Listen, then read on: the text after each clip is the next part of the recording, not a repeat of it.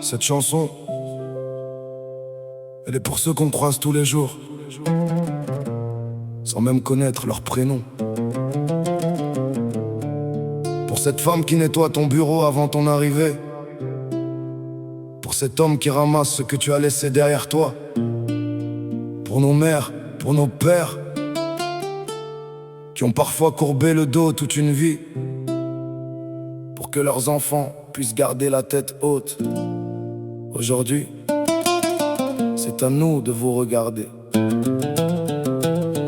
Elle se lève quand la ville dort encore. Premier métro, le froid lui rentre dans le corps. Des clés, des gants, chariot dans le couloir. Elle nettoie nos traces avant qu'on puisse les voir. On passe devant elle sans même dire bonjour, comme si son uniforme effaçait son parcours. Mais derrière ses mains, abîmées par les années, y'a peut-être 3 enfants qu'elle a fait étudier. Lui aussi rentre tard, fatigué, silencieux. Il dit Alhamdoulilah, même quand c'est douloureux. Pas de grande voiture, pas de costume à montrer, mais du halal dans l'assiette et des enfants élevés. Vous mesurez la réussite au salaire à la fin du mois. Lui la mesure aux enfants qui sont fiers de leur papa. Vous voyez un métier que certains regardent de haut. À la voix les intentions et ça vaut bien plus que vos mots. Ne méprise jamais la main qui nettoie derrière toi. Tu ne sais pas quelle place cette personne a auprès d'Allah. Peut-être qu'un Alhamdoulilah murmuré dans l'escalier pèse plus lourd que tout ce dont tu peux te vanter. À ceux qu'on ne regarde pas, à nos mères, à nos papas, à toutes ces mains fatiguées qui nous ont permis d'avancer. Vous n'aviez peut-être pas les millions, mais vous nous avez donné l'éducation.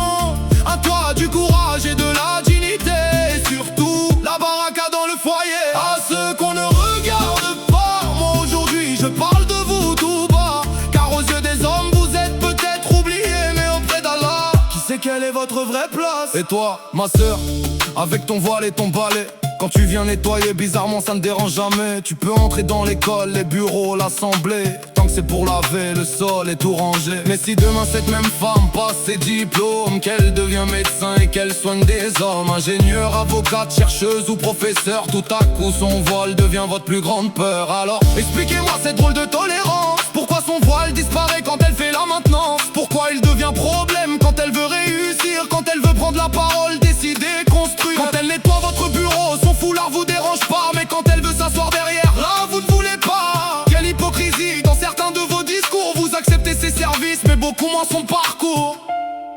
Maman, peut-être que personne ne t'a remis de médaille. Peut-être que personne n'a raconté tes batailles, tes réveils à 5 heures, tes mains dans l'eau froide, tes douleurs que tu cachais pour ne pas nous inquiéter. Papa, peut-être que ton nom n'est écrit sur aucun grand bâtiment, mais il est gravé dans le cœur de tes enfants. Vous n'avez peut-être jamais été riches, mais grâce à vous, nous n'avons jamais été pauvres de valeur. Et ça, aucun salaire ne pourra l'acheter. Combien de mamans ont nettoyé des écoles pour que leurs filles un jour puissent entrer à la fac? Combien de pères ont porté des charges sur leurs épaules pour que leur fils n'ait pas à porter le même sac? Ils ont avalé les regards, les remarques, le mépris pour ramener dignement quelques billets à la famille. Pas de honte à nettoyer, aucune honte à servir. La honte c'est de rabaisser quelqu'un pour se sentir grandir. La vraie richesse n'est pas toujours sur un compte bancaire. Y'a des pauvres pleins de richesse et des riches pleins des misères. Une petite maison peut déborder de baraka, pendant qu'un palais immense peut être vide de tout ça. Alors respect à celle qui n'est à ton escalier, respect à celui qui vide tes poubelles sans parler, respect aux invisibles que la société oublie. Sans eux, dites-moi franchement, comment tournerait votre vie?